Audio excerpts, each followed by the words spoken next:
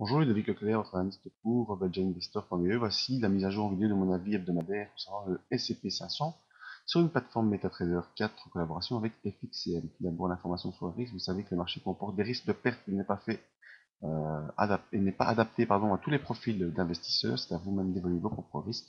Je ne suis pas là pour vous conseiller dans vos opérations. Simple analyse technique du marché selon ma propre vision. Ce que je vous conseille, c'est de passer en compte les démos afin d'établir vos propres stratégies et vérifier si celles-ci fonctionnent. Dans ma stratégie, c'est quoi? C'est l'analyse des impulsions, l'analyse des tendances et des retournements pour suivre la tendance avec les différents outils qui sont ici inscrits à l'écran. C'est une méthode que je peux vous enseigner via des formations. Alors passons sur notre plateforme. Et bien voilà, le SP 500 cette semaine, si je prends une unité hebdomadaire, on voit que en cours de semaine, on est parti enfoncer la M7 et la M20 hebdomadaire, mais on est venu clôturer par une séance, fin de séance haussière au niveau hebdomadaire, et on essaye encore une fois de travailler cette zone des plus hauts, la zone des 2115 points, qui est une zone vraiment importante. On peut la matérialiser ici comme étant la zone des plus hauts, là, 2118. On voit que dans les semaines depuis le début de l'année, eh bien, on est en contact avec cette zone. On essaye de la franchir, pour l'instant sans succès. Au niveau de support, si on prend les dernières semaines, on a un support assez actif vers les 2046 points. Donc c'est vraiment un support de long terme avec, ici vous voyez, un support intermédiaire, voilà, vers les 2089. Depuis un mois, on est dans cette zone 2118 et 2089 au-dessus de la M7 hebdomadaire. En journalier, eh bien cette semaine a été, comment dire,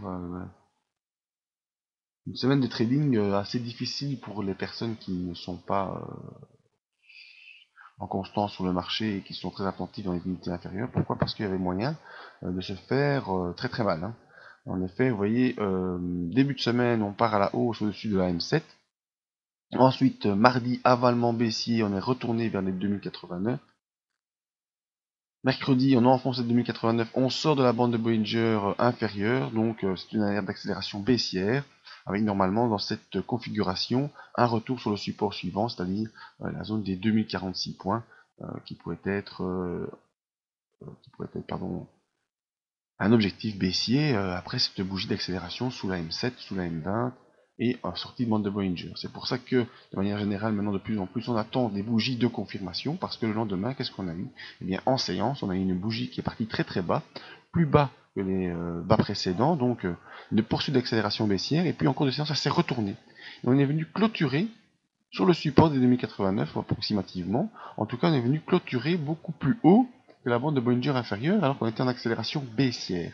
Et ça, ce sont des dangers de faux signaux.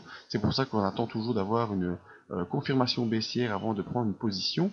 Parce que si ça n'a pas du tout été le cas, si les personnes qui avaient choisi de prendre position dès le matin après cette bougie, eh bien, ont été contents au début de journée, et puis après, on commence à se poser beaucoup de questions, jusqu'à perdre assez bien, parce que le lendemain, vous voyez, eh bien, on a une poursuite d'accélération haussière, suite à ce refus de poursuite baissière. Je pense que cette configuration s'appelle le Turtle Soup, mais il faudra confirmer, parce que je ne suis pas spécialiste dans cette figure que j'ai découvert il n'y a pas longtemps.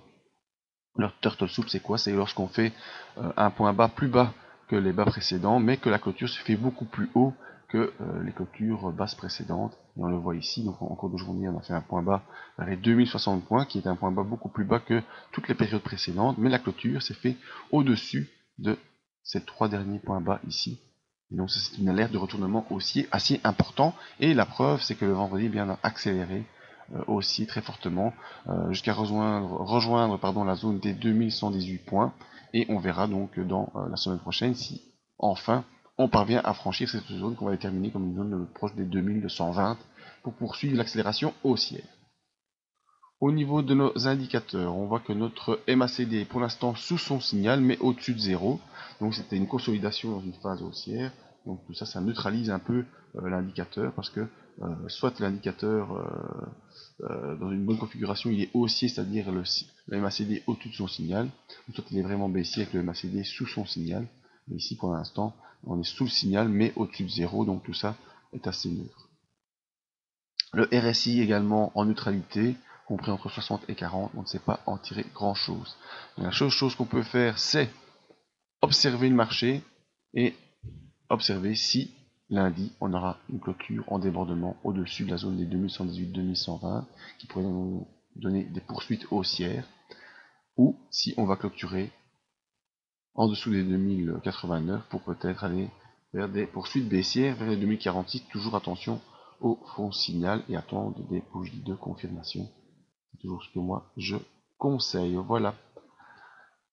Alors, dernier message pour me joindre, mais avant tout, n'oubliez pas qu'on est dans la période anniversaire du site, le mois de mai. C'est-à-dire que vous avez des promotions via nos partenaires ou via nos abonnements, des promotions. On aura bientôt un pack formation qui va être mis en route pour la semaine prochaine, je pense. Pack formation spécifiquement pour l'analyse des impulsions. Voilà, tous les moyens de me contacter, que ce soit par le site, l'adresse email ou encore l'adresse Facebook, le Twitter, mais le plus important, me semble-t-il, est de venir sur le site, s'inscrire en bas de page dans la mailing list afin de ne rien rater de toutes nos news. Allez, je vous dis à très bientôt sur le marché pour d'autres nouvelles.